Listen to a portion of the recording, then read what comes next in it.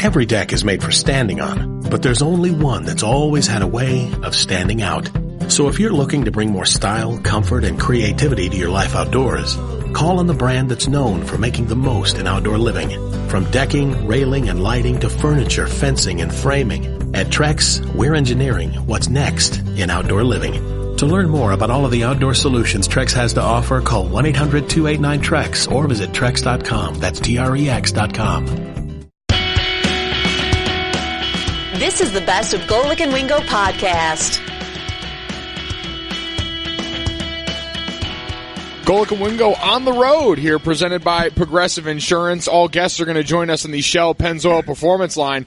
And, Dad, we have got a crowd out here that is ready to go despite a little bit chilly conditions. They're braving it because we got taco trucks. There you go. Absolutely right. The Golic and Wingo truck has made it down to Dallas. We got fans here. Appreciate you showing up. We have a taco truck. We have a donut truck. Are you kidding me? Life is good. Yeah, life is good when you can show up right up at the desk and there are 2 fully loaded breakfast burritos, a box full of donut munchkins. We got fans over here in Steeler jerseys. We got Cowboy jerseys, 49ers, Jets. We got Vikings, Cowboys. We got a couple of Ohio State fans, which I'm less than thrilled about. Ohio State fans can leave. We don't. No, but really appreciate everybody coming out. Again, the Golic and Wingo bus is out here for the draft. This is a night where we get a whole new batch of professional athletes and a whole new batch of millionaires, something neither of us were when we went through this draft process. Yeah, missed out on the whole overnight millionaire section of this, but now excited still for these guys in the back end, especially I know some of the guys that we've gotten to know throughout this process, and that everyone feels like they know at this point. And I guess that's what the draft process is. It's on the outside looking in, and that's why we'll enjoy trying Trey more coming up. But you get to hear so much about the stories of these athletes as they prepare for what's the most important weekend of their young lives so far. We're going to have Josh Allen on set here, potentially the number 1 pick in the draft at 9:30 Eastern time.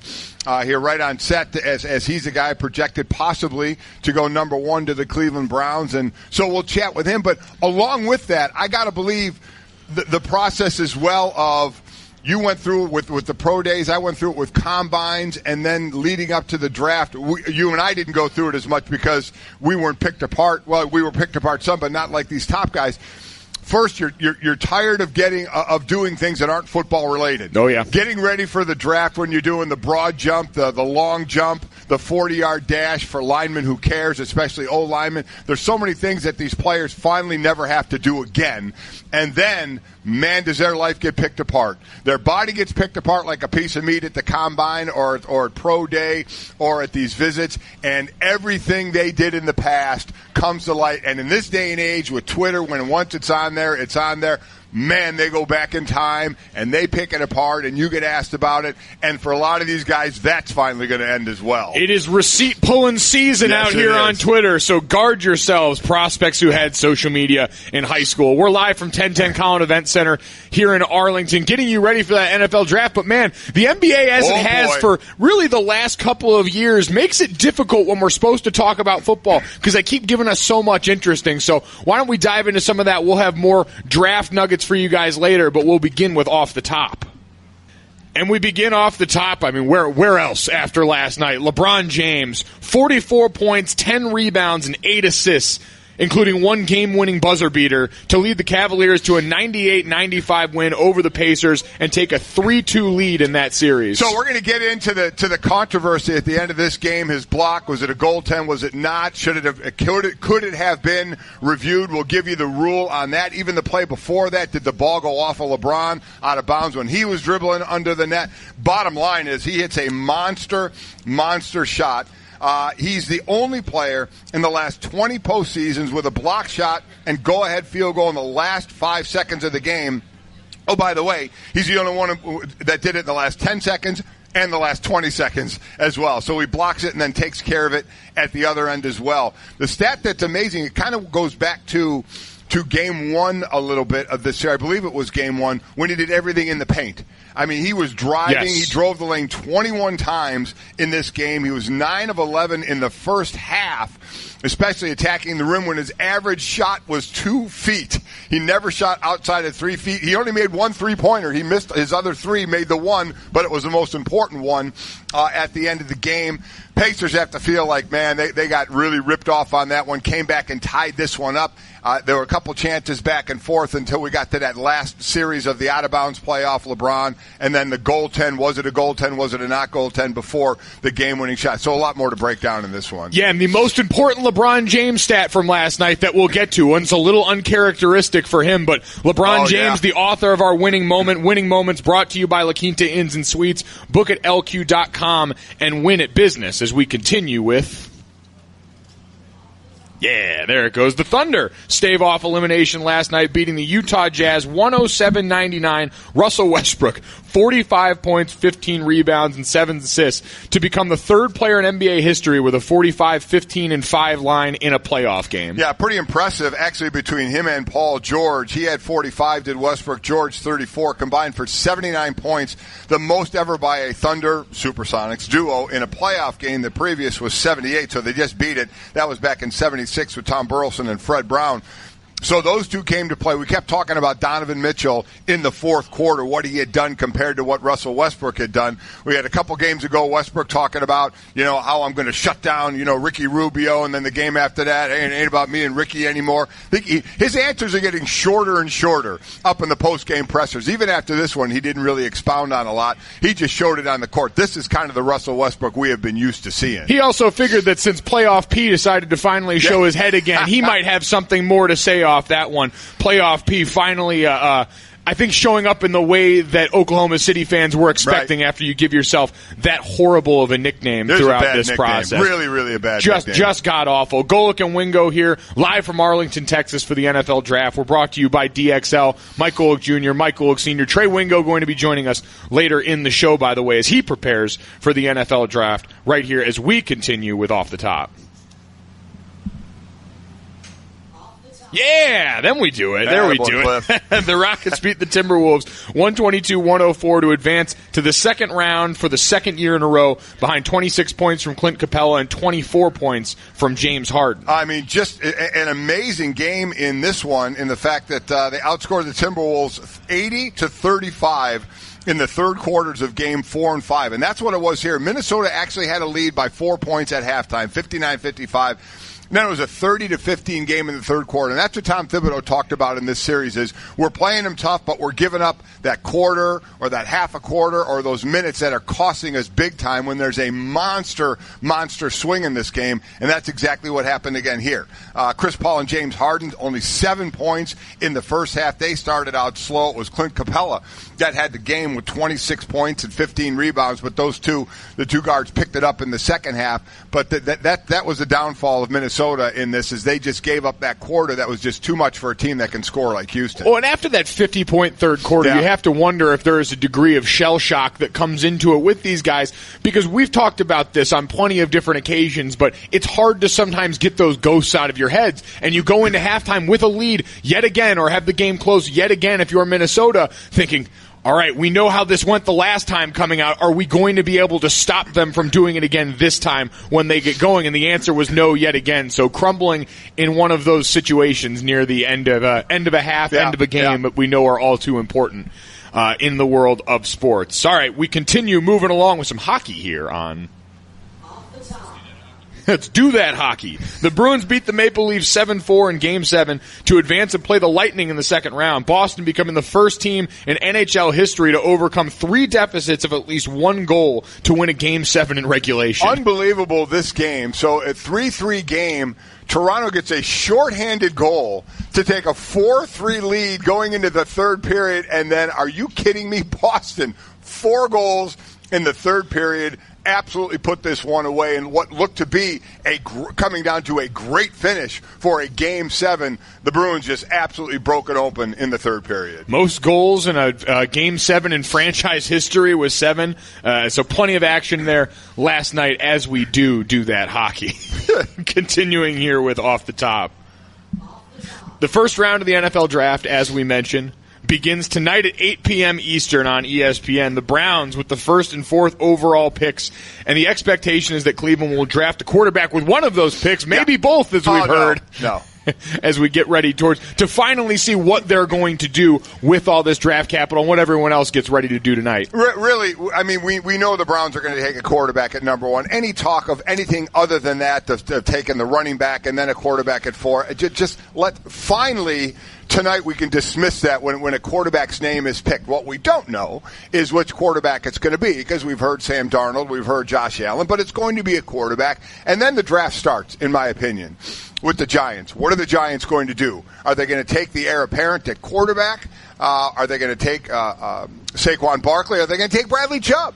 Will they take him and try and get back to the NASCAR rushing package that they had so much success with Chubb being such a big part of that?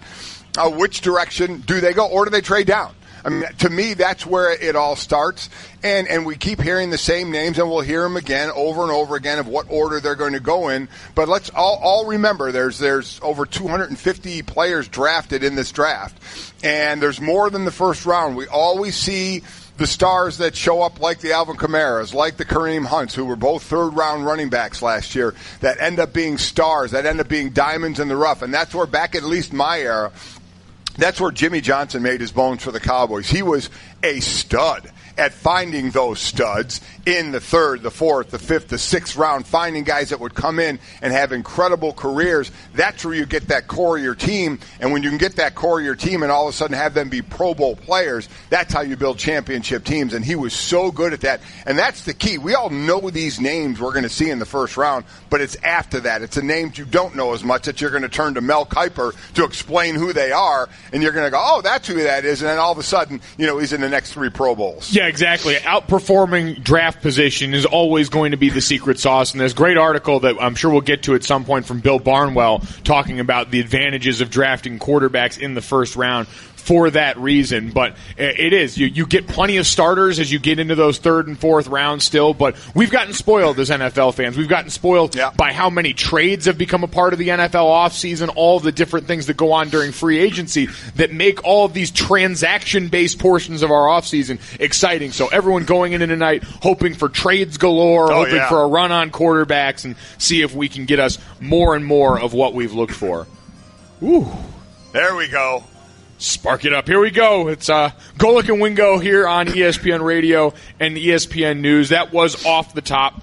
Golic and Wingo on the road is presented by Progressive Insurance. Here's our guest list for today. Ryan Holland's going to join us at 7:30, help break down all the NBA action from last night. Matt Hasselback joining us at 8. Charles Oakley at 8:30. Adam Schefter at 9. Justin Tuck, another proud Irishman, up here at 9:10. And Josh Allen, the prospective 1st overall pick, going to join us at 9:30 a.m. Eastern here this morning. But before we get to them, before we do get to all the draft stuff, we have to figure out what exactly happened down the stretch with Cleveland and Indiana last night. Because as exciting as the ending was, and selfishly for us, as exciting as it was to see that ending and to get a game-winning shot and get a true buzzer beater, if you're an Indiana Pacers fan waking up this morning, you are furious, and likely furious for multiple reasons. Yeah. There's no doubt about you are. Obviously, you're going to look at the end of the game. I looked at the last 2 possessions, or before we got to the game-winning shot, when LeBron drove the lane and was under the basket and the ball went out of bounds. Could you tell who that ball went off of? It was just an immediate call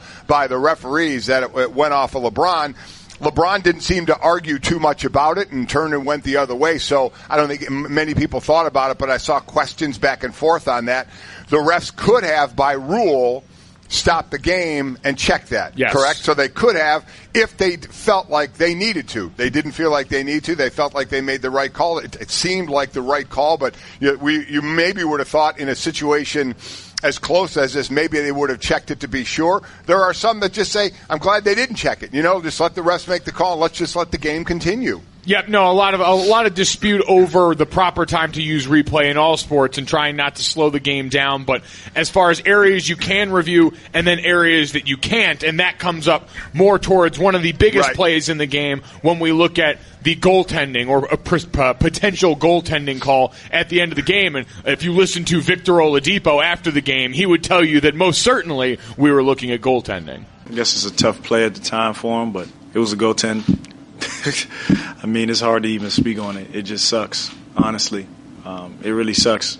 Off night for Victor Oladipo in this process, too. Him going forward to the end of the game, he's been the hero in the story of this whole series for Indiana and for the Pacers side. But down the stretch in that, you see plays like this called all the time. With goaltending in the NBA, though, if you're wondering, like we were this morning sitting around, can you review this? It's only reviewed if it's called a goaltending on the court, much like a touchdown on the field being called in football. Right. So first about Oladipo, you mentioned he did have a tough game, just 12 points, 2 of 15 from the field, 1 of 7 from three-point land. So he was struggling there with Sabonis that led the way with 22 points off the bench here. But that's exactly right. Had they called that goaltending, then it could have gone to review. But since it wasn't, play is going to continue. They're not going to stop. And now that play led to a timeout, but still it was a change of possession on the go. So that is not reviewable. And that is underlined in the rules. They really want you to know that if it's not called, they're not going to review that. So you almost, if you were a Pacer fan, wish it was,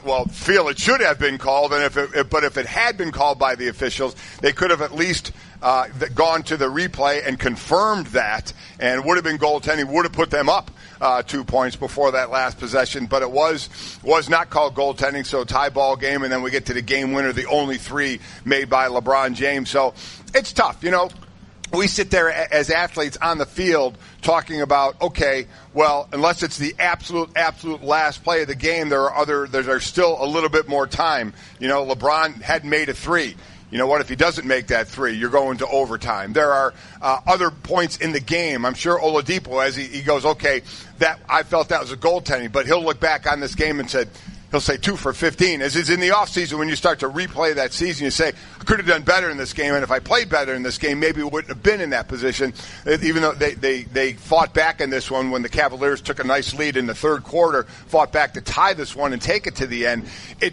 While it looks like one play, and that's going to be the focus, and I get it, I think, I guess what I'm trying to explain, as athletes, you realize there's more to before the game, and very little, obviously, after that play happened that contributed to this loss. Yeah, but in that moment for Victor Oladipo, I'm sure he's thinking, if that goes in and gets counted, is LeBron James attempting a three-pointer? Is he looking at that and saying, we need 2, trying to get to the basket where you can make it potentially more difficult for him, where there's less air around the shot? All these things that, at the time, you're absolutely justified in thinking and feeling. The rest of those things only come with space removed from this, and now for them, they've got to reset and just try and get back in this series. They're down 3-2, potential elimination game coming up for them, and Victor Oladipo and that group have to rebound. But from the agony of defeat to the thrill of victory, LeBron James after the game recounting another game-winning shot in his storied history. I definitely thought it was a goaltend. Of course I didn't think it was a goaltend, man. I'm trying to make plays like that all the time, and trust what I've always worked on, and being as a kid, you always have those 3-2-1 moments. When you're a kid, and being able to have one of those moments, and that's what it kind of felt like. It just felt like I was a kid all over again, just playing basketball in my house, and makeshift hoops, and my socks as a basketball, and making the noise. So that's what it felt like. I'll say it again. In the backyard, that 3-2-1 moment, in the last 20 postseasons, the only player in the last 5 seconds with a block and a go-ahead field goal, and he's also the last one to do it in the last 10 seconds and 20 seconds. He also had 44 points. He now has 21 career 40-point playoff games, breaking a tie with Jerry West for second most in NBA postseason history. Of course, Jordan leads the way with 38 of those. But what a moment. And I agree with you. Had that been called goaltending, does it change what LeBron does? I would imagine, just thinking out loud, LeBron probably would have drove the lane, because he only needed 2 and maybe try and get the and 1, because that's what he was doing the entire game. And, oh, by the way, if he got fouled, he wouldn't have worried about it too much, because you were going to get to that point. He was a guy who struggled at the line, son. 15 for 15 last night from the free throw line. Yeah, free throw LeBron has always been the wild card in all of these settings, because you get so much great in other areas, and yet inexplicably, for a guy who's improved as a jump shooter, especially in the last few years, inexplicably bad. We heard the article from Windhorse a couple of years ago about LeBron's ever-changing free throw routine, trying to get something there. 15 of 15 last night feels like the difference for me, for a guy where you're getting so much all the time to get even more return from that area where you're not used to it. That's special out of LeBron. Now, I wonder if the haters, as they continue to find something to look at with LeBron, will look at the celebration for last night. You saw him jump up on the table after the shot, owning the moment, and I could hear the eye roll of people saying, you're going to do this for a game-winning shot in round one in a series that you shouldn't have been tied up with to begin with. But the joy of that moment, you saw it from his teammates. I think there's some sense of relief there as now they get an advantage back in a series that they have been challenged more than expected. And I think they are a little nervous about it, and the fact that they had a lead in this game, and there's the Pacers coming back, and they're having as much trouble as they are in round one. I think they would have been a little better than they are when they got to the playoffs, because they have been used to flipping the switch a little bit. They did change up teams, obviously, at the trade deadline. I thought they felt they were going to be a little farther along, and they're not. I do think there was a little bit of, trepidation on their part. There had been. And listen, at this point, if you're the rest of the guys on that team, you better be good and thankful for what LeBron James has done, dragging everyone kicking and screaming along in this process. We'll get back to that and plenty more coming up here this morning, live in Dallas. But coming up next, the Thunder stave off elimination. We had a playoff P sighting, plus it's draft day, and one prospect's past has resurfaced because, well, it's 2018, and that's what we do. Golic and Wingo. And Wingo. Mm-hmm. Trey Wingo and Mike Golic Sr.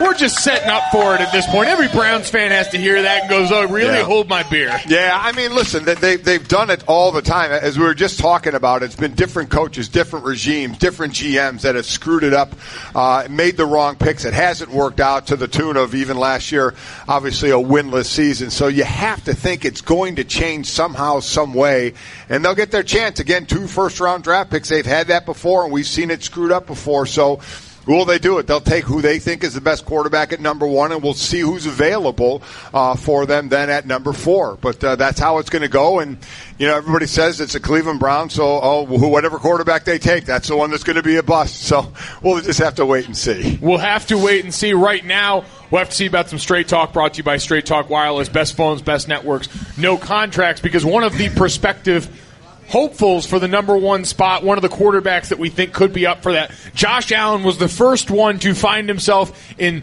what has, I think, become a yearly rite of passage during the NFL draft season. Josh Allen having to, on the eve of the NFL draft, apologize for some offensive tweets that surfaced on his social media account. These tweets from years ago now, I believe 2013 and 2012, when Allen was in high school, going on and talking to our own Stephen A. Smith late Wednesday nights, apologizing, saying he was young and dumb. This is a guy that we know in high school, coming out of high school, was very far off the radar of a lot of college teams, had to send over 1,000 emails like we saw yesterday, and is yet another one of these young players that come up in a generation, even younger, much younger than myself, who had all of these social media aspects available to them at a very young age and made the mistakes that you would assume they would. Does that bug you? I mean, what do you think of that? I'm not one to really look back that far and say, oh, this is what you tweeted when you were in high school and hold that against you, but this is what we do, and I think either way it's not going to affect his draft stock or draft status at all, but that it comes to light, and then you have to come out and you have to apologize for it. But what he said, you're young and dumb. You make stupid mistakes there. It's, again, a learning process that whenever you hit send, it's there for good. I think it is. It's that careful reminder, and this is not to say that this is a total indictment on his character, but like everything else as part of your past, you have to own it and understand these are still mistakes made. I mean, these were mistakes that regardless of who's looking, using a couple instances, the N-word was used. There was a couple instances, some more graphic details, but it's one of those situations where we have to understand and contextualize it the right way and just continue to let these kids know going forward, this is the world you live in. So it should be more than anything a signal to guys that are in high school now that have been dealing with this for a long time that you're not excused from this, especially if you've got these lofty goals and expectations. We saw some things come out about Trubisky last year. The kid from Villanova, DiVincenzo, had that happen not too long ago. Where his tweets from back, it was in high school as well, was it not? Some tweets come out from him. So, again, to your point, you're right. You have to own it. And for those that make, we keep using that term, young and dumb. And listen, when you're young, you do make dumb mistakes, immature mistakes. I get it.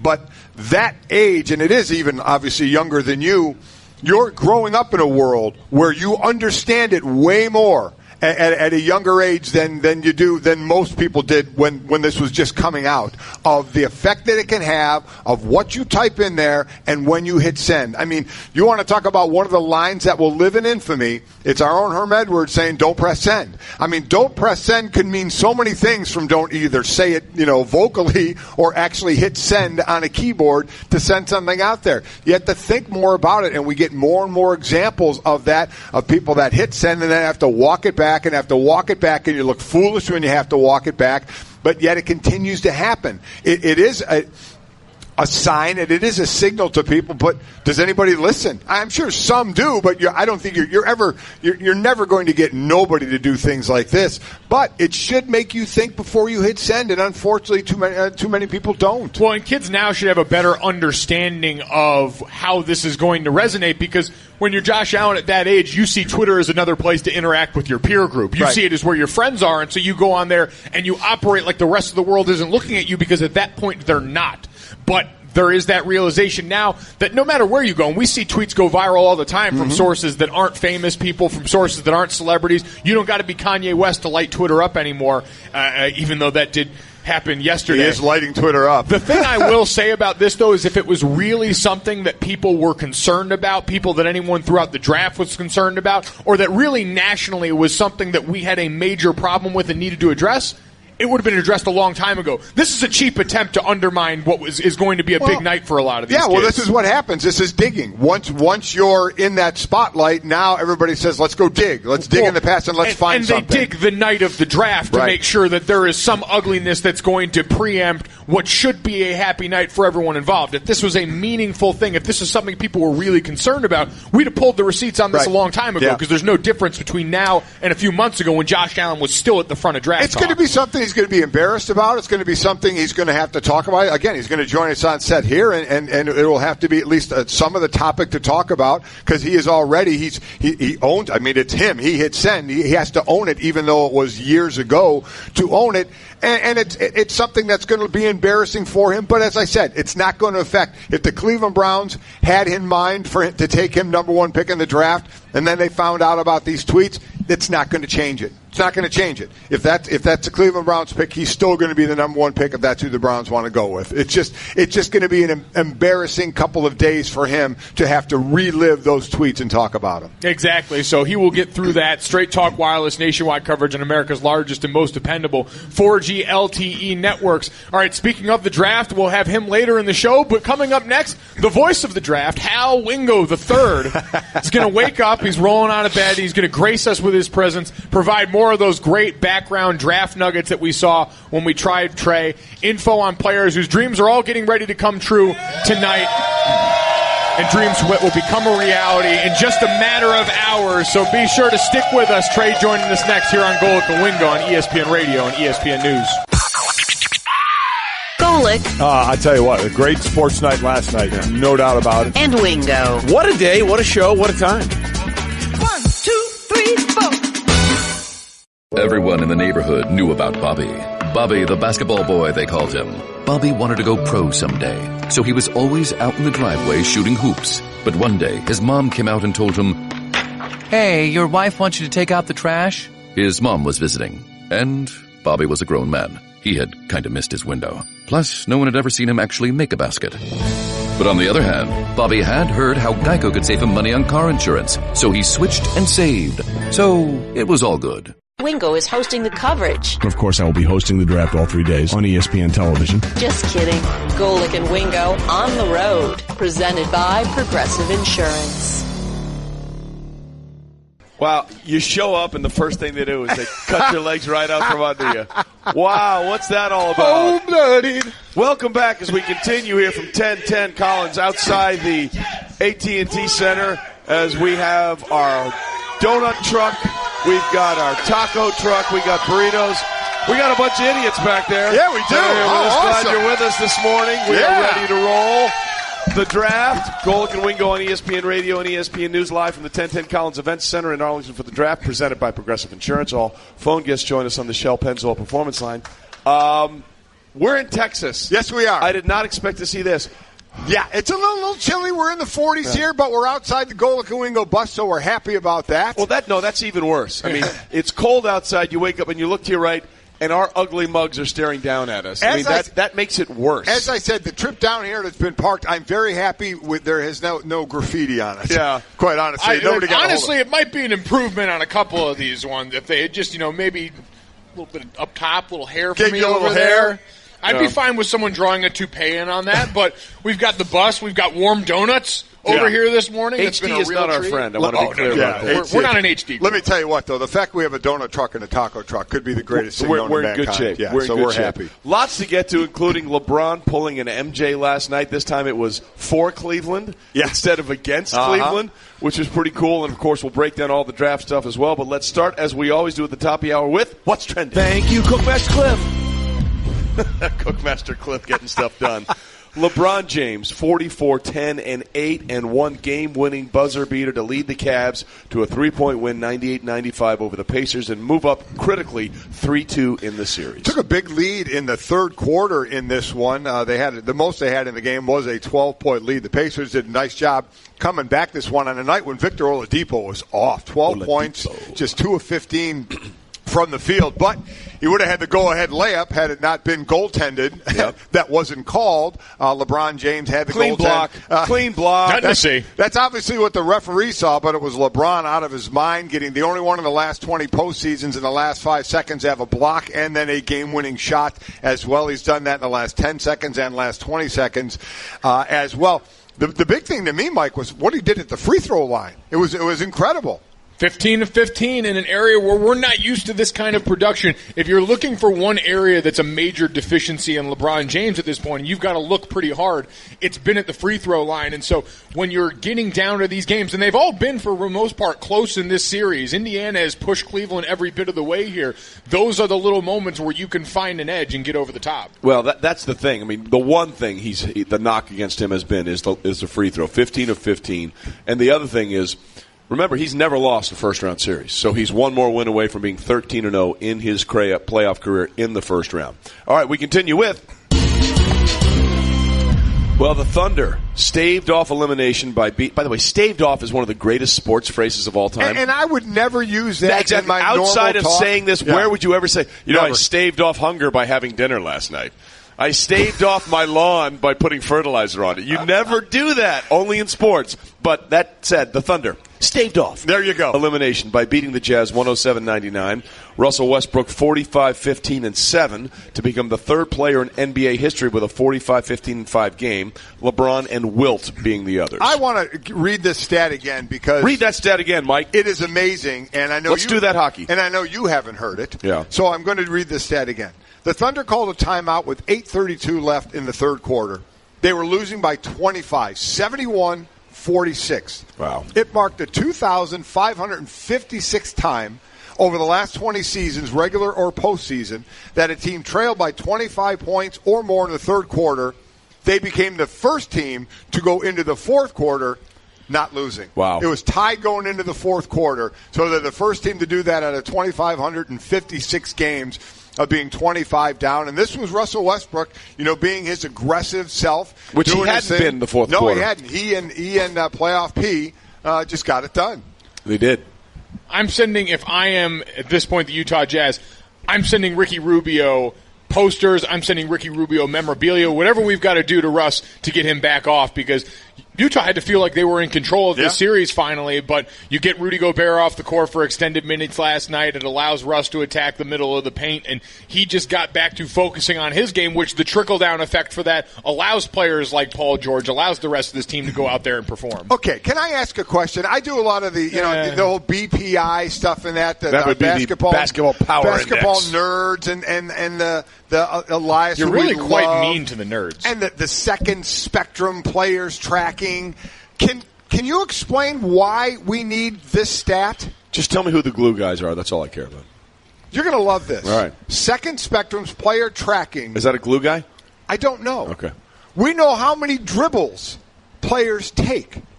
During this comeback, Westbrook and George combined to dribble 410 times. Russell Westbrook dribbled during the comeback 303 times, Paul George 107 times. Why the hell do we care how much somebody dribbled? The only dribbling I know is when I dribble out of my mouth. I dribbled some of this burrito, but it was so good. Thankfully, you gave me the wipe it off my chin, so thank you. Why are we keeping track of dribbles? I guess the only thing that makes sense to me, and this is completely guessing, is that means the star players had the ball in their hands. Oh, okay. That's it. All right. Does that fly? Does that work at it's all? It's a creative way to try. I don't know. I don't know. Now for the nerdies at home, they're going to be counting dribbles. The nerdies. 1, 2, 3, 4, 5, 6. I mean, come on. You know what we need? We need an NDI, a nerdy dribble index. I mean, we're counting dribbles. They held on to the ball a lot. I mean, that does it for me. I'm good with that. But you would have no other way. They can't actually hold on to the ball and walk around with it unless, of course, you're Lance Stevenson, who picked that ball up and walked like 8 or 9 steps with it. And then looked at the ref like he was crazy for calling for traveling. And remember, Mike, you can't eat your cake and have it too. Oh, my God. You can have your cake and eat it too, but you can't eat your cake. I'm going to hit you right in the have throat. It too. Right Honestly, in the throat. Play the jingle. That might help at this point. Okay, Cliff. Didi done did it again. Didi Gregorius homered for the 4th straight game and had 2 RBI to his major league leading total of 29, going 3 for 3 with 2 walks to send the Yankees past the Minnesota Twins 7-4 Wednesday night. It was their 5th consecutive. Is there a reason you're doing that kind of He's saving his voice for tonight. FM DJ coming to you. Pink Floyd, Deep Side, the other tracks. We got it coming up next. Incredible what this guy's doing, right? And it was brought up. Who was it brought up by yesterday? Stanzik, the most talented shortstop in Yankee history. And I think, again, bringing in Derek Jeter into this, we got to go a little longer than I know. Gregorius been in the league for a few more years in his time with the Yankees, but this is just 5 straight games. 4th year with the Yankees. But just talent and tools-wise, that's all Stanzik's point was in this, and that's why I think it's well served. He is very talented, and he does have a lot of tools, okay, for talented and tools. But now to be considered. So do you want to say, right now, or is this a longevity thing that we're talking about? Well, I think the feather in Jeter's cap was that he was able to put together a long, storied career despite not having the physical gifts of someone like Didi Gregorius. I think it still serves to show Derek had other gifts. Derek had gifts that he gave out the morning after. Derek had other gifts that he shared with many. Exactly. Yes, he did. Exactly. Far and wide. His starting baseball diamond will live in infamy forever. This is not a slight on Derek Jeter's legacy, merely a reminder that he did all that whilst not being talent-wise maybe at the top of the heap the way a guy like Didi might be closer to, and he's translating that talent into real production. Yeah, it certainly is. 29 RBIs, tied for 3rd most by a Yankee before the end of April. Leads baseball right now and knocking the ball out of the yard as well. So it's very, very, very impressive. Here we go. Point for Didi right here. 9 home runs in April, matching Derek Jeter's career high, and he's the first shortstop in Yankee history to hit a home run in 4 straight. Eat your heart out, Derek. Well, that's it. Well, in that case, let's just take number 2 down from Monuments Park. That's it. Let's just take. Oh, I'm sorry. That's any month in Derek Jeter's career. Let's just take Jeter's monument number down at Monument Park. I think it's over. Let's just get him out of there. It's a joke. Let's make the transition. Listen, the job he's doing in Miami, they might do that anyway for him. By the way, wow, there you go. They would build him another one because they got him Stanton. That is true. They might take it down in the mole. They might take it down in Miami at some point. But no, they may build a second one for him in New York. By the way, Stanzik wanted me to know Guillermo was with him on this. See if Billy's with us. He's bringing a little cross-pollination radio show support with him. So. Well, if Guillermo's with us, with him, then it's got to be correct, he's wrong. right? He's wrong. Yeah. There you go. Whatever. And Junior, we've run out the clock, ladies and gentlemen. Love you, that is what's trending. So we continue to trend here as we are getting set. It is draft day. It is finally here. Oh, wait. We have a pick. We have a pick. I got to go. Get your eyes going, yeah. I am very excited. There's been so. First of all, let me just address this because I know you guys did it earlier. Yeah, we're going to get to some Trey. Trey dives deep into some of the players, not the 40 time or their tape on the field. We have others that do that. Trey gives you some great info on these players. But the story is now with this coming out about Josh Allen, some of the tweets back in 2012 and 13 when he was in high school. Yeah. So this is very reminiscent of what we learned about Dante DiVincenzo at Villanova after he was a star in the national championship game. I have 2 distinct thoughts about this. Number one, I have no thoughts or no care of any thoughts about what anybody thinks when they're in high school. I want to be 100% clear about that. I don't care. It doesn't matter to me at all. And secondly, if you're that guy that goes and digs, this guy is about to be this great dude let's go back and see if we can find something that he did stupid when he was 16. You're a gigantic loser. Okay? You're a gigantic loser. I'm not excusing anything he said, right. And he's apologized for it. And because you have to own it. You do. But there's a reason you can't vote till you're 18. There's a reason you're supposed to not have a drink till you're 21. There's a reason you can't drive a car until you're 16. Because you're not a fully formed, functioning adult yet. And the idea that you can go back and pick off things of these kids and legally, by the letter of the law, that's what they are. They're kids, and you're going to find something just to rain on their parade because you're that miserable? Get out of here. I have no patience for it whatsoever. I think one of the questions is because you're with me, right? It's a joke. It's a joke. Because teams dive so deep, we're always amazed at how much they go into a player's history that they don't seem to do this. The teams don't seem, because this didn't come or from... maybe they don't care. Oh, no, I guess that's my point. That's where I'm going. We talk about these teams and go, oh, my God, they're going over the top with how much they're looking into it. But we don't see them doing, unless they're doing it, we don't know about it. I can't imagine they're diving into players' past. You even do this in normal job interviews. That's why people always say your employer is going to check your Facebook page. Your employer is going to check your social media accounts to see the kinds of things that you've posted. And in some instances, it will be held against you in those places. But I understand Trey's point, and this is what I made earlier, is the fact that if this really mattered, if this was really something that was going to be a sticking point for a lot of people, it would have come out a lot earlier. The timing of this is what indicates the lack of sincerity on the part of the people that are bringing this to light. This is Laramie Tunsil gas mask bong. Yeah. That's exactly what this coming is. Out on draft night. Just doing this to ruin this kid's night. Look, I'm not excusing anything he said. I don't think anybody's excusing anything he tweeted.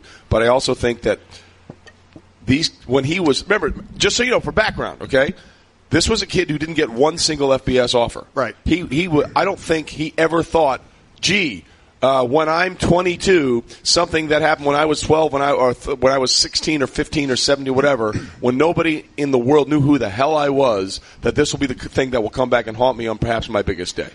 And even with that, it's like you said, not to excuse the things that were said, because you can still say a bunch of boneheaded things, and just because you didn't think anyone was going to see them isn't an excuse to say those things. But at the same time, when you're 15, 16 years old, you're not dealing with a lot of fully formed worldviews yet. Your brain isn't fully formed yet. In fact, there are surveys out there that saying most people, and this would suck for everybody, but because I loved driving when I was 16, that you really shouldn't drive till you're 18 or 19 because your thought process is not fully developed yet. Yeah, I mean, and listen, I agree with what you guys are saying, but there's still part of the other side as well.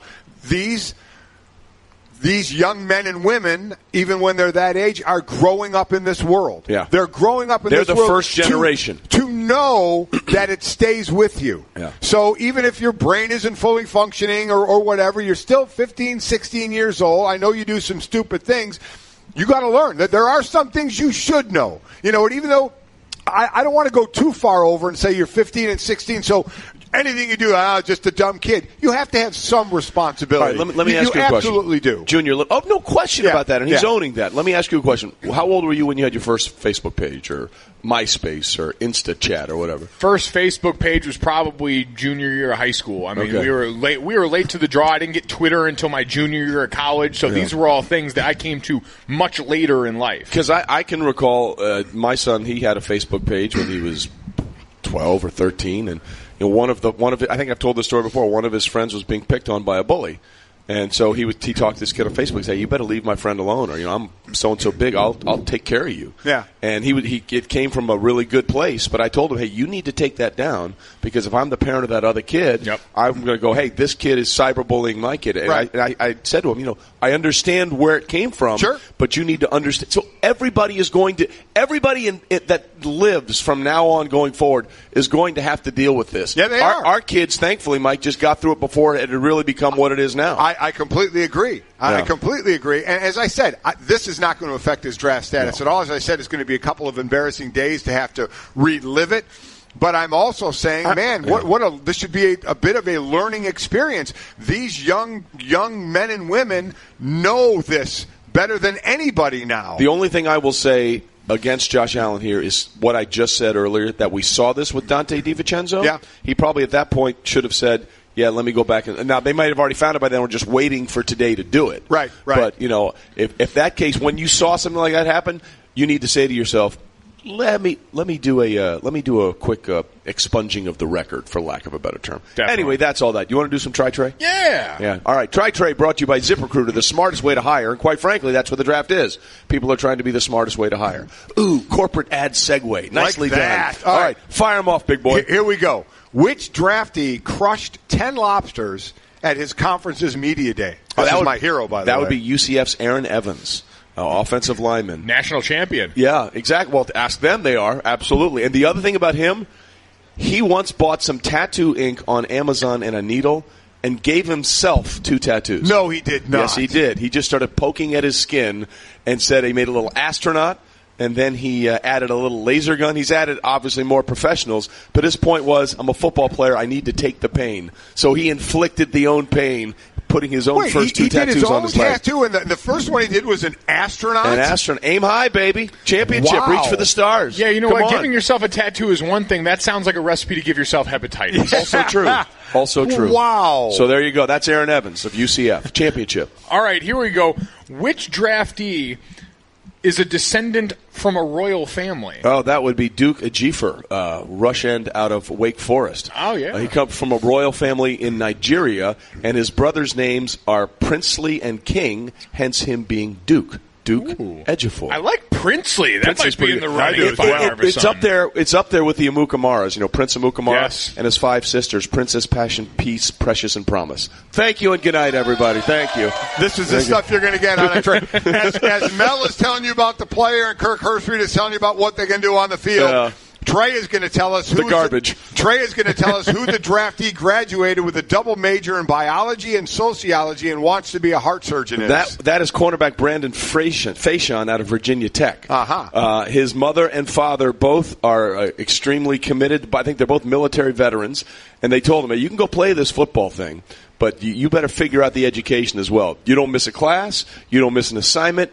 You don't miss anything." He graduated with a double major in biology. Yeah, this guy's solid. Biology and sociology, and wants to be a heart surgeon after he was wrecking hearts on the football field. Wow. Don't say that too loud because his draft stock might not go down. Doesn't take football seriously. Wait a minute. He has an outside interest? I mean, my How God. dare you think? How dare you think? Exactly. So hopefully we can stand up and appreciate someone who's been able to accomplish all of that, have those goals, all whilst going and working towards being an NFL player. You're exactly right. At some point, the obvious seems like it should be just that obvious. All right, I like this one. Which potential first-rounder didn't win a game in college last year? Oh, that would be really good. That's Will Hernandez, the offensive lineman from UTEP. Wow. Yeah, he might be the first UTEP player to go in the first round since I think 1968.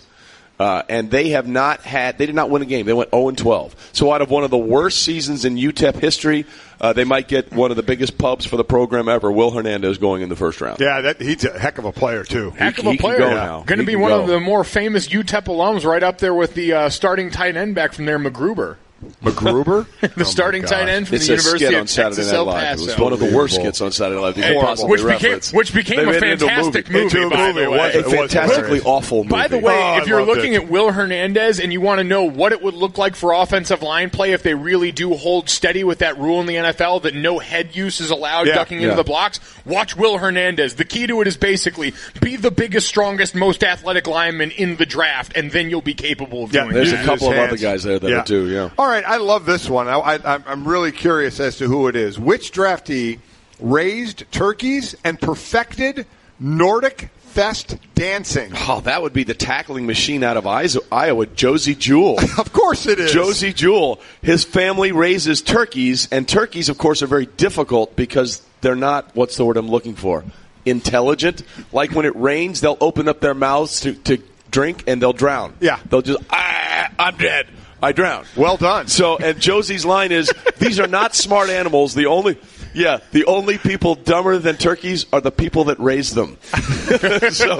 And when he was in high school, they had this Nordic fest dance, which was sort of a welcome to spring thing, and the women do certain thing, and the men do certain responses, and one of them is like a parry kick 360 turnaround where you knock an apple off your partner's head. So he had to do like a spinning kick, and he perfected it. So when he gets drafted, I will be calling him the turkey-raising Nordic Fest dancing tackling machine out of Iowa, Josie Jewell. I want to see the whole kicking of the apple off the head. Pretty impressive. Because you know what was bad? If you didn't perfect it. Yes, you had to perfect that, otherwise you went single the next year. Exactly. Draft stock up, very loose hips, fluid motion. Ah, there you go. All right, we can sneak in one more here, Stanzik says, the evil voice in my head. All right. This one, let's make everyone's stomach feel nice and good right now. Which draftee drinks liver shakes? Oh, yeah, your liver shakes. He's a huge health nut. He got into it from a former boxing champion. I can't remember what class, maybe welterweight. Ed is right here in Texas. Texas A&M's Christian Kirk. Christian Kirk. And he tried to sell it as it's not that bad, saying, well, it's not just liver. I mean, we get some kale in there and some. No, you're drinking a liver shake. That's disgusting. Oh, he's a health nut. By the way, Christian Kirk may go in the first round as well. Yeah. And for a guy, you know how many different quarterbacks he played with at Texas A&M? 6. He played with 6 different quarterbacks, and what got him through? #liver shake. I tell you what, liver shakes, there must be some healing property. I covered their bowl game against Wake Forest down in Charlotte, the Belk Bowl. The ankle injury that it looked like he suffered in that game, that he just jogged off and came back in with, the respect for that kid's toughness, who knew, all tied back to liver shakes. Yep. #liver shakes. It just makes me want to run over to the donut truck right now. Hey, you guys want to get some liver shakes over there? No, the answer is no. The answer is always no. What's wrong with you? Horrible. What's wrong with you? Horrible. Give them some donuts and actual shakes, and then we'll applaud Christian Kirk and his liver shakes. Golic and Wingo. It was all sort of one big giant Jell-O mold. It's very interesting where that went. I'd like Mel and Todd to do an NFL mock draft solely based on hand size. Tremendously strong, big hands for ball security, very important. Golic and Wingo on the road, presented by Progressive Insurance. Well, now, I know what they say about big hands. Sports Center, brought to you by Dollar Shave Club. Give your bathroom the cleaning it deserves. Get rid of all the junk that's lying around. Freshen it up with high-quality products from Dollar Shave Club. They deliver everything you need to look, smell, and feel your best. Give the club a try. Go to dollarshaveclub.com/Golic. We continue on Golic and Wingo, ESPN Radio, ESPN News, and yea, verily, the sun has crested in the sky at the 1010 Collins Event Center, and it is glorious. Yes, a lot of fans right behind us getting the benefit of the sun as well. They all hung around all 4 hours. Great job out of them. Just drink it in. Yeah. Trey Wingo, Mike Golic Jr. Again, the draft starts tonight, and this has been one of the most unpredictable drafts of all time because we really don't know who's going to be the number one pick. It's very unusual not to know with some degree of certainty at this point, but wait, hang on. Play those chimes. Thank you very much. Adam Schefter reporting. The Browns continue to keep their decision on their number one pick a secret, but there is a mounting belief from head coaches and general managers around the league that Cleveland will take quarterback Baker Mayfield with the number one overall pick. That from ESPN's Adam Schefter. And as a friend of mine that worked at ESPN for many years would say, that's a wow. Yeah, that is a wow. That's a wow. It's certainly a direction I would not go. Because? Well, I mean, I as I said, I would have Josh Rosen, the number one quarterback. After that, it would be Sam Darnold. So that would be my top 2 quarterbacks. Baker Mayfield would not be there. Josh Allen would not be there. As I've talked about Josh Allen with the completion percentage is a big red flag for me. Baker Mayfield, I think we're doing too much comparisons to Russell Wilson, which he is not. He's not fast enough. And Drew Brees, which he is not or is yet proven to be. One of the most accurate throwers in NFL history. I have a problem doing that. I see the potential there. And as I said about Baker, who does a lot of things on the fly, and Lamar Jackson, who does a lot of things with his legs, it's intriguing to me because of the way NFL offenses are now incorporating that more. So instead of saying, oh, wow, those guys can't do it in the NFL because of an NFL system, it's getting incorporated more so they have more potential to do it. But with Baker, I still think even though he's done better from the pocket, he does a lot of things on the fly that, in my opinion, he's not going to get away with at the next level because he can get caught, doesn't have the elusiveness of the Russell Wilson, so I don't really like the comparison. He doesn't do a bad job of finding windows because he is 6 foot tall of throwing through, but I have some doubts about him. I'd just say this, the accuracy portion, I mean, if you're looking for accuracy coming out of this quarterback draft, you'll be hard-pressed to find someone with the acumen of Baker Mayfield. That's true. The most accurate quarterback in college of these guys coming out in this draft. But let's remember, he played his games in the Big 12 where you don't have to be that accurate to win because nobody plays defense in the Big 12. You know what? Understood, but when you go and you watch the tape in that offense, it's a complex offense. Lincoln Riley calls a great offense. You're exactly right. It is not what people think it is. Those are all things that work in his favor, so I can, and we've seen it with deep passing numbers for him on down the list. The other thing that interests me, though, is fit, because who's the current starting quarterback for the Cleveland Browns? That would be Tyrod Taylor. Tyrod Taylor, a guy who last year did a lot with his legs, is a great quarterback as far as picking up first downs and getting yardage on plays where it breaks down, almost like a pseudo check down for him. Right. And so you've got Hugh Jackson, who's used even his less mobile quarterbacks as runners later on in that offense. So you wonder how the fit works there. Is you've got a guy who you can bring along, a guy that you're trying to bring up underneath Tyrod Taylor as the starter, not having to alter your playbook Very much. True. Having a guy that fits in with what you want to do from the top down on there, so it makes the transition actually a lot easier behind closed doors. And Adam Schefter will join us here in just a little bit to talk about this, but he's also put something else out there on Twitter. And this is something, people have knocked USC quarterbacks since Carson Palmer about, what they've done out of USC, and it hasn't been very much. Here's the cold facts when it comes to Big 12 quarterbacks in recent memory. This is from Hembo. Paul Hembekides. Yeah, the Greek god of stats. 8 Big 12 quarterbacks have been drafted in the first round. That group is a combined 58 games below 500 in the NFL. And that would be Ryan Tannehill, Sam Bradford, Vince Young, RG3, Blaine Gabbert, Brandon Weeden, Josh Freeman, and Patrick Mahomes. And Mahomes is 1-0 and became the first Kansas City Chief quarterback to win a game as a starter since Todd Blackledge in 1983, drafted by the Kansas City Chiefs. Look, we're not saying this will hold. We're saying this is history. And that's one of the things that is going against Baker Mayfield as well as his size. Yeah, it definitely is. I've asked this a while ago. Name me the Big 12 quarterback who's had major success in the NFL. RG3 had a year. Some say Bradford, being number one, had some injuries that certainly derailed He's made his a lot career. of money. But the other guys, have not done a ton. So there is something to that. Everyone thinks Pat Mahomes will break out of that mold, but it's one game. We have to wait and see. So this is not a route I would go if I was the Cleveland Browns. We'll see if they go down this road. Boy, this is interesting, and it's going to be electric tonight inside AT&T Stadium. Again, you can catch it on ESPN, ESPN Radio, the ESPN app, and catch up with Fitz and everybody on Twitter about what's going on. And again, Adam Schefter will be here in just a few minutes to talk about the big news that he's hearing Baker could go number one. Golic and Wingo. Let's not expect too much. There's only one person out there that's expecting way too much out of this guy too early. We know who that is. It's his father.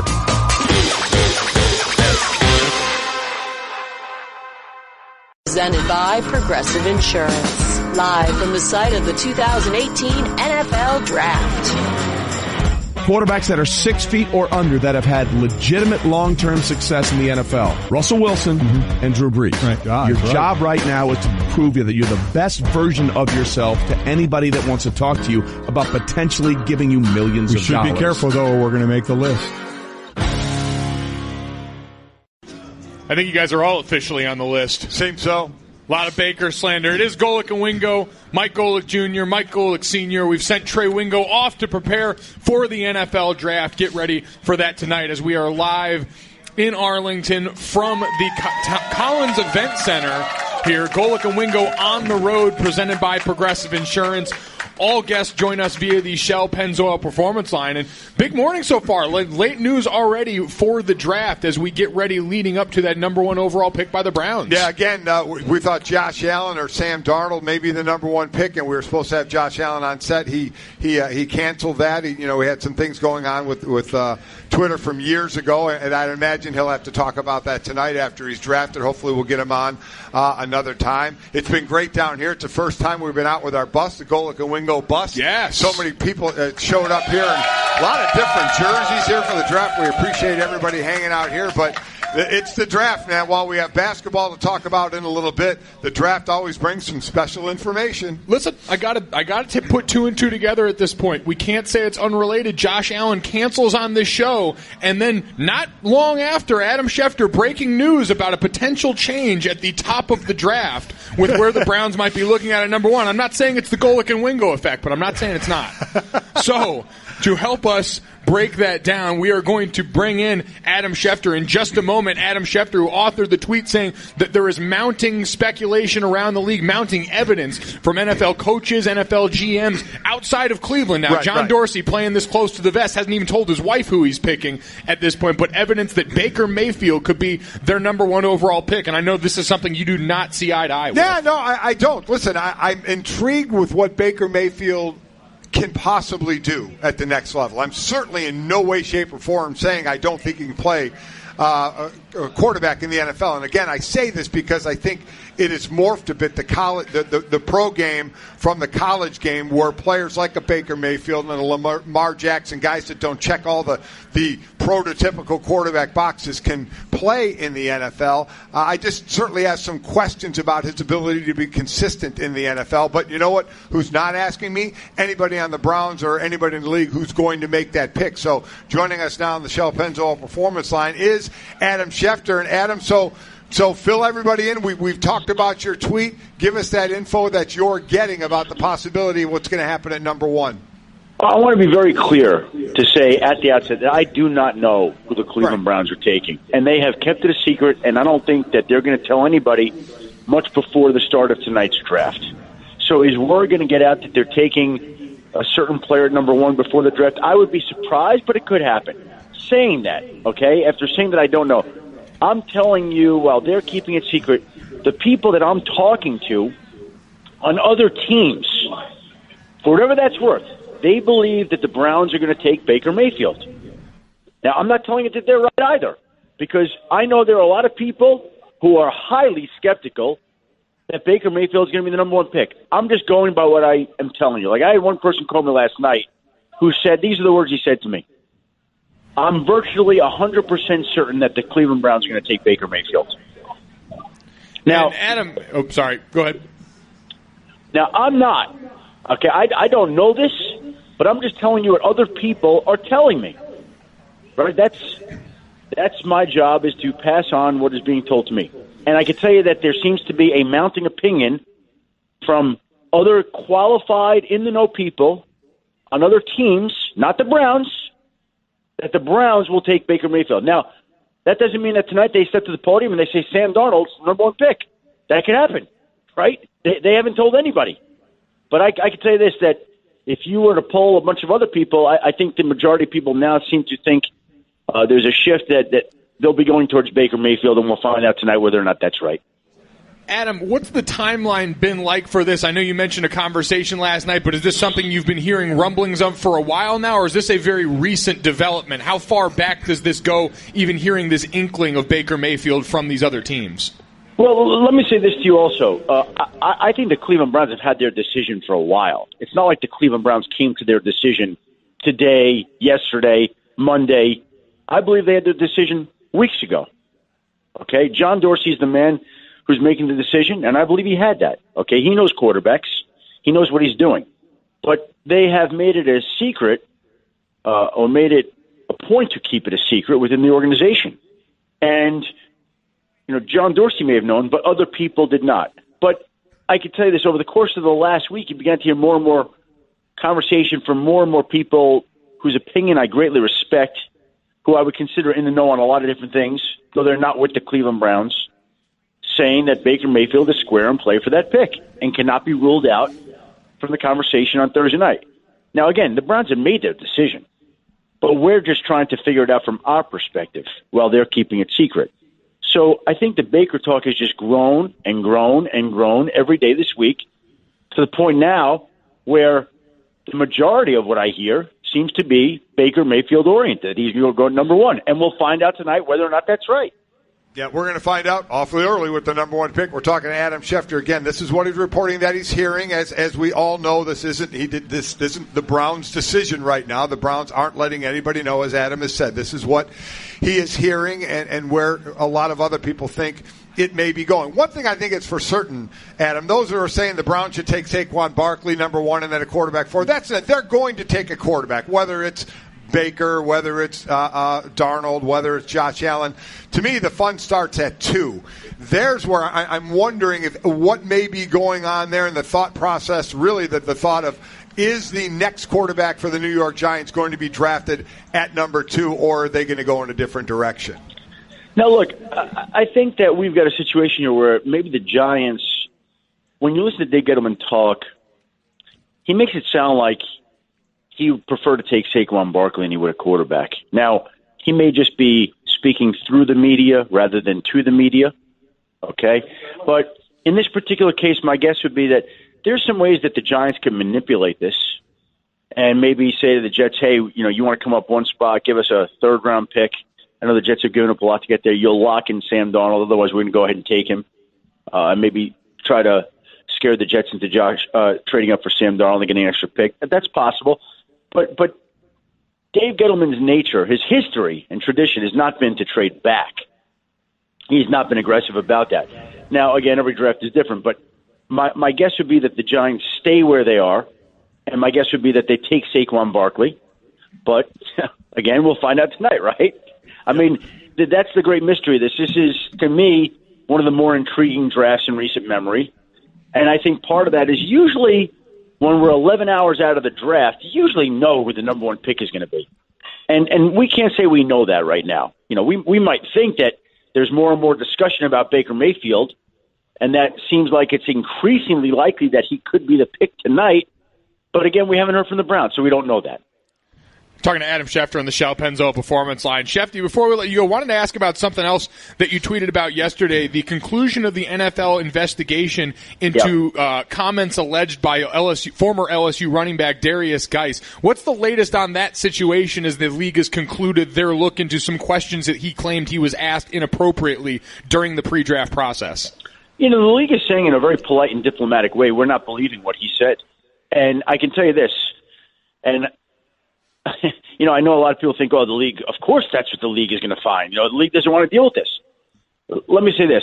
Forget the league. Let's take the league out of this. Let's talk to the teams that I've spoken to. I have yet to find a team that believes that there's a team that asked that question to Darius Geis. I have heard multiple teams tell me that basically they believe that he fabricated the story. I had one team tell me that he admitted to them that he fabricated the story. And again, I think there have been character questions about Darius Geis during this process. And I think that this reinforces some of the questions that teams had about him going into this draft tonight. Awesome stuff. Great information as always, Schefty. We appreciate you breaking it down for us. Thanks, Adam. Thanks, guys.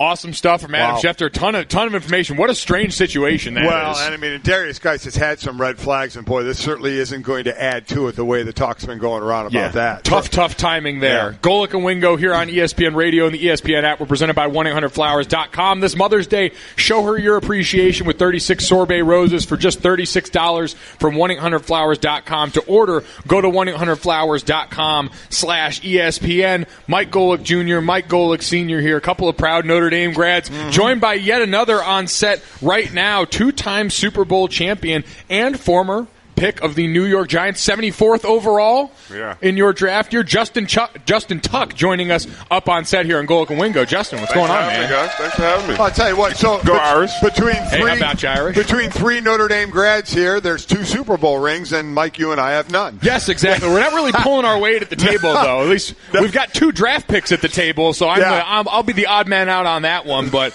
happy to have you here for this, Justin, and exciting for you. You get to announce one of the Giants' draft picks for this draft, I understand, right? Yeah, Yeah, I'll be announcing the second-round pick tomorrow, so I'm excited about that. So here's the deal. You're a former Giant.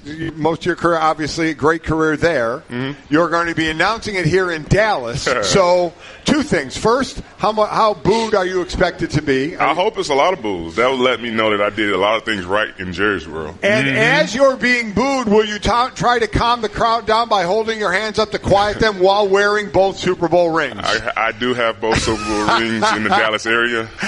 That might be a play.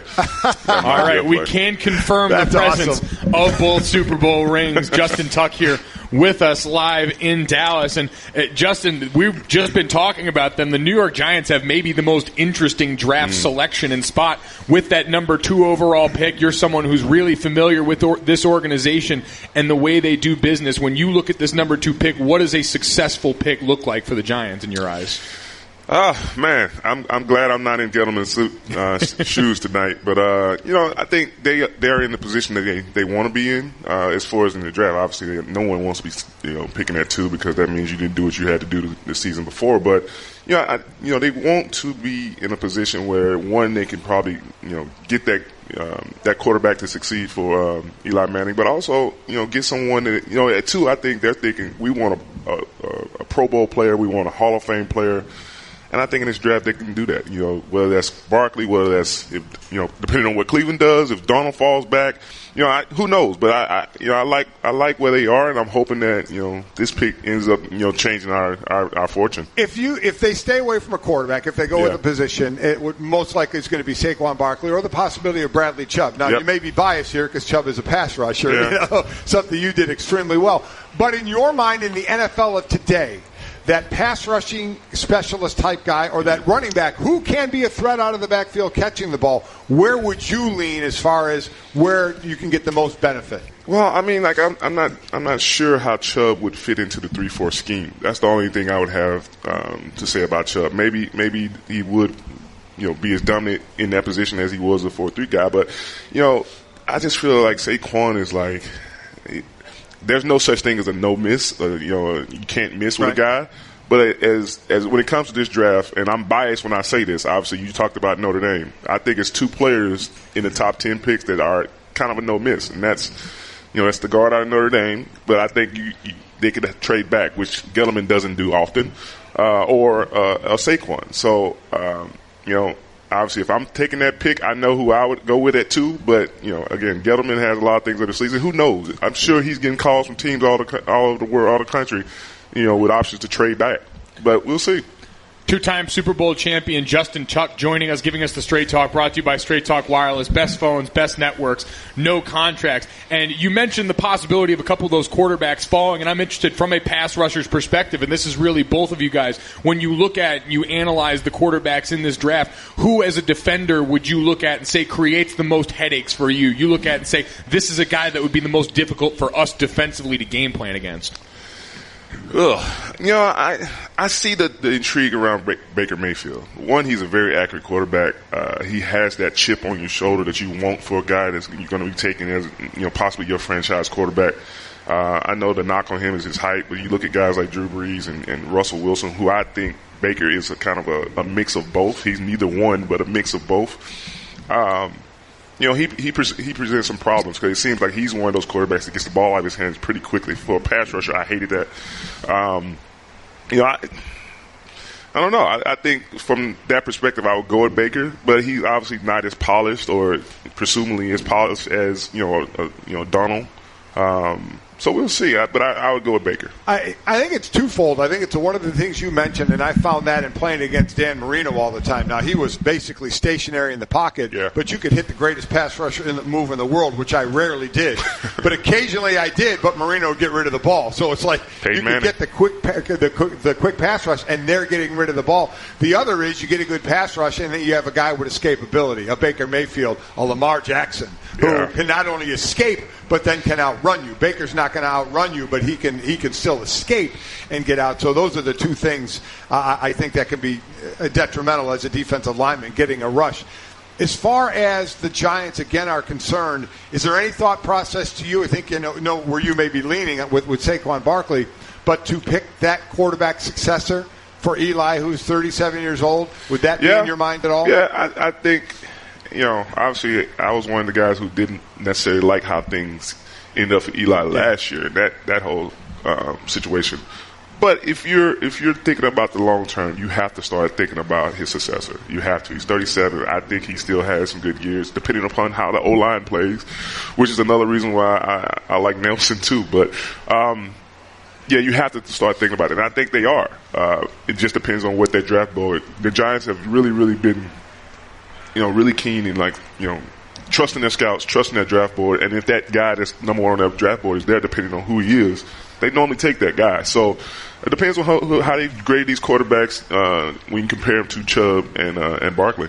Talking to Justin Tuck here live in Dallas from 1010 Collin Event Center. And as far as the Giants, I think bigger picture, this offseason there's been a lot of conversation around Odell Beckham Jr., one of the best players in the league, certainly one of the best at his position. As a guy who's a veteran presence on a lot of teams, and I'm sure has seen situations like this and had to navigate some, how would you address this in a locker room when you've had a guy who's been so much the subject of conversation? He's shown up for offseason workouts. How do you put your arm around this guy? Do you have a conversation with him behind closed doors? How are you addressing this as a team leader? I think all of that. I think you definitely you show him how important he is to the team, but also that you show him that he's nothing without the team. No matter who you are, the greatest players that ever played this game, they're nothing without those other 10 guys on the football field. And that's not to say that Odell doesn't know that. He definitely knows that, and I think he acts that way. I think he's such a competitor that in situations where things aren't going good for the team and himself, he kind of allows that to dictate his outward appearance to the masses. But the thing about it, I like about it, is you've never heard a teammate say anything negative about him. And the egos and the attitudes of these players today. If the teams didn't like Odell, there would be rhetoric. There would be guys coming out, sources saying all that type. You haven't heard anything about that about Odell, so that lets me know he's a really good teammate. He might be a little immature on some sides, but I think that is because of his competitive nature. I think he's a good kid. I've talked to him often. I think he just wants to win, and sometimes you don't necessarily know how to handle that. And then as time goes on, I hope that the Giants get people around him that have been there, done that can kind of not just talk to him about it, but show him the way. But the talent is like nothing I've ever seen. So I'm hoping that he can figure it out and go on and continue to break records like he's done. We're talking to Justin Tuck again, a third-round pick back in 2005. So let's go back to that day and what these guys are dealing with. Not so much the first-rounders, because they have one night, right? I mean, they're done tonight, especially the guys we're talking about. We'll talk about that. I know. So neither one of us went in the first round. I went when it was about last call for the bars. That's how late I went in the 10th round. You go in the third round, and so most guys aren't going to be in the first round of this draft. Sure. So talk about your memories of this day. Yeah, for me, I was coming off a knee injury, so I knew that was going to play a little bit of me slipping. But it was still a great day. It was a great day to have my family around me. It was a transition from obviously going from the University of Notre Dame, and I had the opportunity to go to New York. Didn't necessarily know New York was the team. But like you just said, so many of these guys, you get caught up in the first round. I can sit here all day and talk about Pro Bowlers, Hall of Famers who wasn't drafted late in rounds. And for me, I just use it as a chip. I looked at all the defensive ends that was drafted before me. There was 11, I think. Not that I'm counting. He says I think he knows. But it was something that I used throughout my career. I remember walking in the Giants locker room the first day of minicamp, and one of the coaches asked me why I was mad, and I told him why, and he started smiling. And 5-6 years later down the road, he reminded me of that. And he said the reason why I was smiling is because I knew you was going to use that as fuel to become the best football player you can be. So for all the guys out there that might not go in today or the second round, third, whatever, use that as fuel. Look at all the guys before you and say, I'm going to be a better pro than him. I might not have been a better college player, but who cares? I'm going to be a better pro than that guy. Can you name all 11? Yeah. Give him time, he probably could. It's only one guy. One guy I'll say he should have went before me. And I'll give Dallas some credit here. It's a guy named DeMarcus Ware. Oh, yeah. So I think they did right with him. Pretty good one there. Decent pick for them. I think they did okay with that guy. All right, we got some Twitter view questions for you coming from the 1-800-Flowers.com Twitter feed. And I want to combine this into something I also wanted to ask you about. Clifton asked, excluding Giants coaches, which NFL coach, past or present, would you have loved to play for? And I point this in direction of Oakland, the team you finished up with. When you look at John Gruden back at the helm now, how much does that interest you for a guy that you've seen around football for so long? What would you look at and assess in that situation? Yeah, what I know of Gruden is that he is going to have that place excited. Yeah, I've talked to Derek Carr, and he just says it's almost like you're in awe of listening to this guy because Gruden is a football mind. I think everybody forgets that because they've seen him, talking on ESPN and so on and so forth. He is a football mind, and so. I think I would love to. I know I would love. I've talked to Charles Wilson about days that they played with him and so on and so forth. I would love to play for him, but my personal guy is also a Raider. It would have been Madden.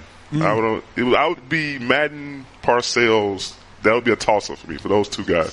Certainly some good throwback guys there. No doubt about it. Good guys to play for. Anything else you're doing in the area while you're here? Just kind of hanging out? Yeah, just hanging out. My wife's birthday is today, so happy birthday, Lauren. There you thank go. You. Good man. Smart man getting that one. Thank you for letting me come out tonight this morning. So, happy birthday, Lauren. There you go. Awesome. Glad we could get that in for you. Score you some brownie points on the home front. We appreciate you stopping by, man. Justin Tuck, two-time Super Bowl champion, going to be announcing the Giants' second-round pick. So be sure to get out there, and if you're a Cowboys fan, boo heartily so we can show off the hardware. Yeah, exactly. This has been the Best of Golic and Wingo podcast. You can listen or subscribe on the ESPN app, Apple Podcasts, or just ask your smart speaker to play Golic and Wingo. Plus, you can check the guys out live weekday mornings from 6 to 10 Eastern on ESPN Radio and on ESPN News.